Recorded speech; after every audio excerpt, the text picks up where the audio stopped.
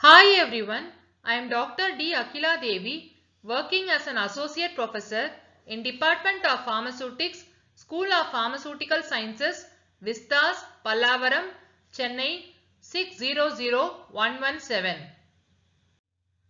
Today I am going to present a topic on powders. Powders are defined as a uniform and dry mixture of one or more finely divided particulate matter. It is one of the oldest dosage forms which are meant for internal as well as external applications. Powders are dispensed either as divided powders or bulk powders. They can also be given out as effervescent powders, dusting powders, insufflations, dental powders, etc. Classification of the powders. Powders can be categorized into two classes based on their usage and quantity. For internal use, some powders are classified as simple powders, compound powders and bulk powders. For external use purpose, they are classified as dusting powders, snuffs, douche powders, dental powders and insufflations. Based on the quantity, they are classified as bulk powders and divided powders. Advantages. When compared to the liquid dosage forms, they are more stable in nature. Specific amount of the drug can be prescribed by the physician depending on the patient's need. They are portable. They show much less incompatibility when compared to the liquid dosage forms. They easily dissolve in body fluids due to greater surface area.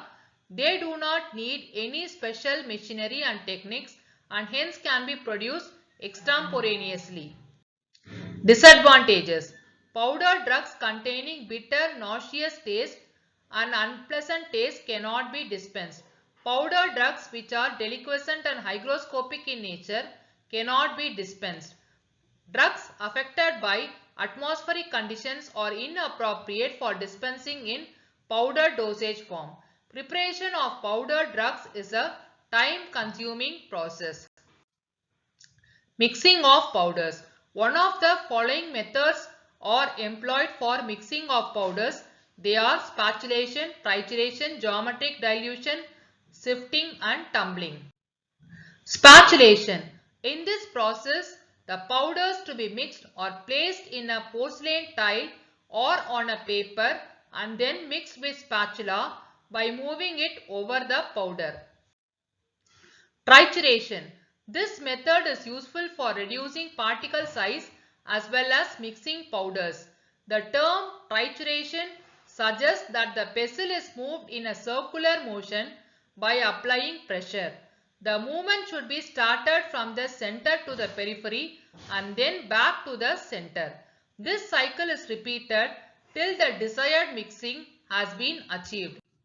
Geometric dilution.